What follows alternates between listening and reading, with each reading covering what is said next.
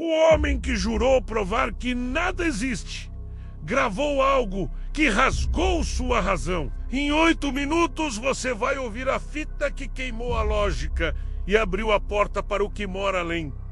Prepare-se. Prepare-se de verdade. Ele se chamava Elias Thorne. Médico, cientista.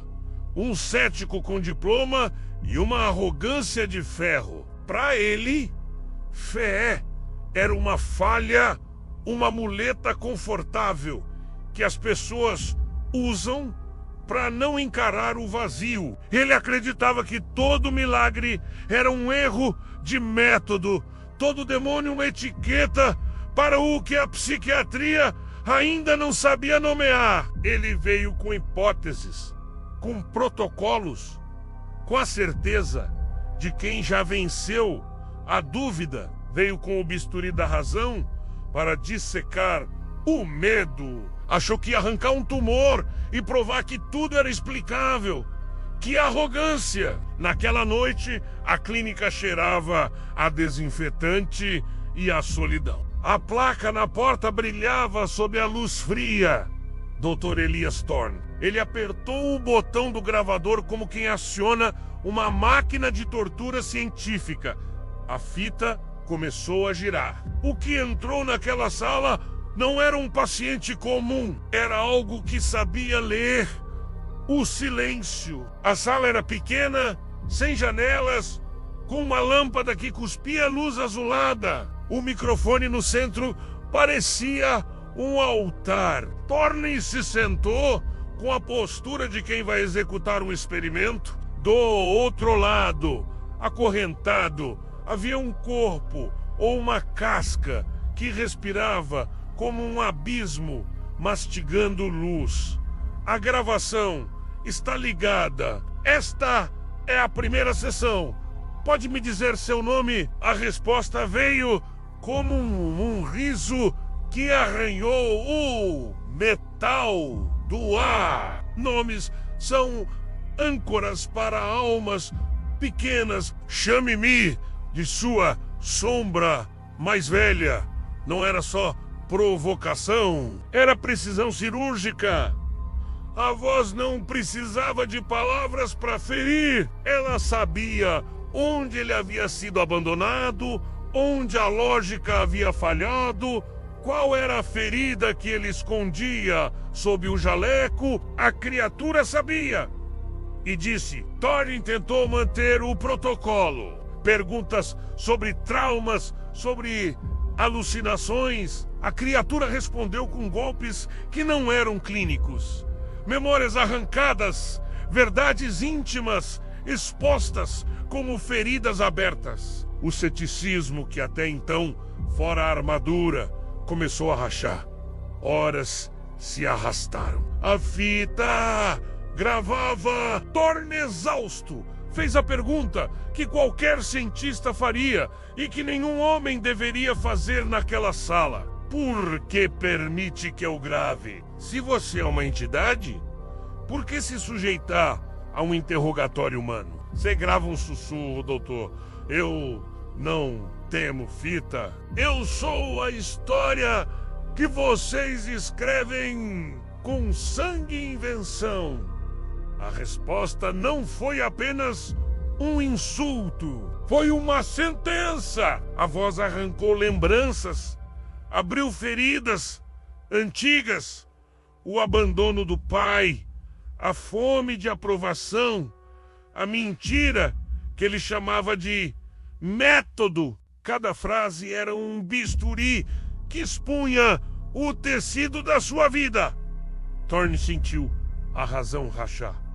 A razão rachar. Ele tentou contra-argumentar com termos, com estatísticas, com a frieza dos números. A criatura sorriu, um sorriso que não precisava de boca, e devolveu uma verdade que não cabia em artigos científicos.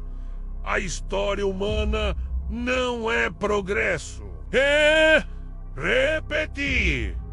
Ou um loop de invenções que se transformam em instrumentos de autodestruição. Quando Thorne perguntou sobre a história, a entidade deixou de ser irônica e tornou-se didática, quase pedagógica. E o que ele ouviu foi um tratado de niilismo.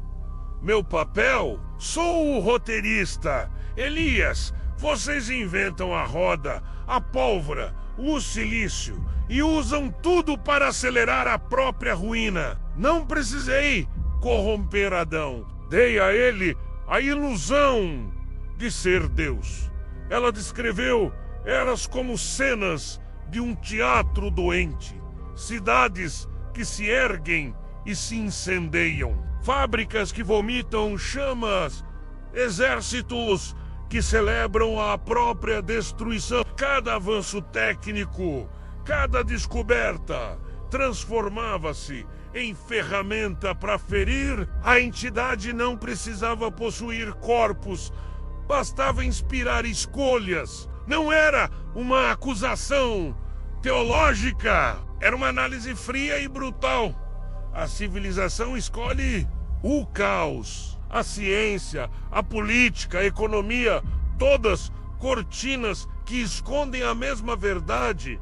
O homem prefere repetir o erro. Que destino! Thorin tentou argumentar que havia progresso, que havia bondade, que havia cura. A voz respondeu com exemplos, com imagens, com peso de séculos, invenções que salvaram e mataram, ideologias que libertaram e escravizaram. A conclusão era implacável.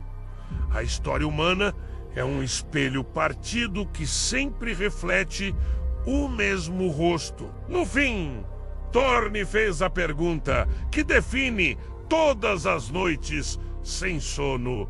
O que nos espera? Qual é o destino? Então, se isso é real, o que acontece agora? O destino não é a morte.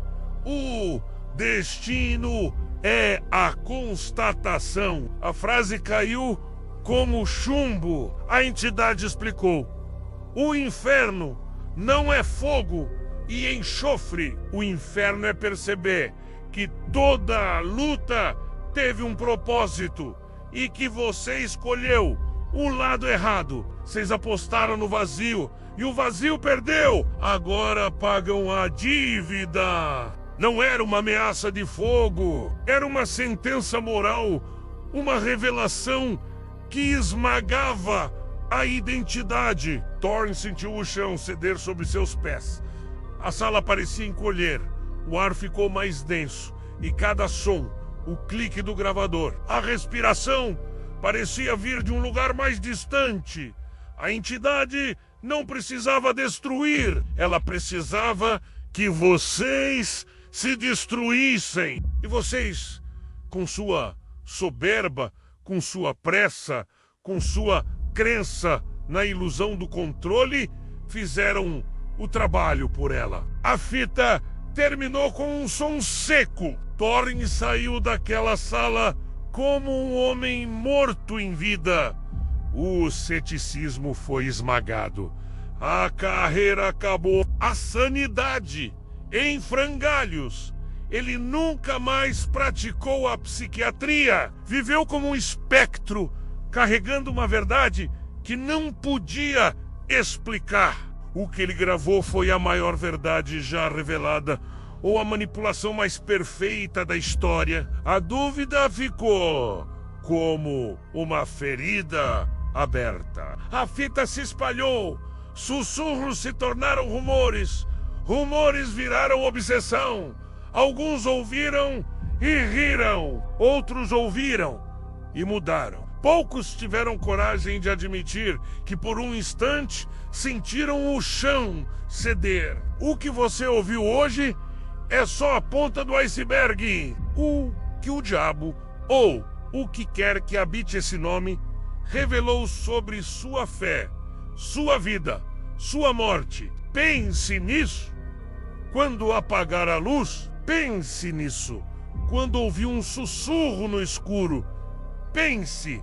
Se tiver coragem, volte.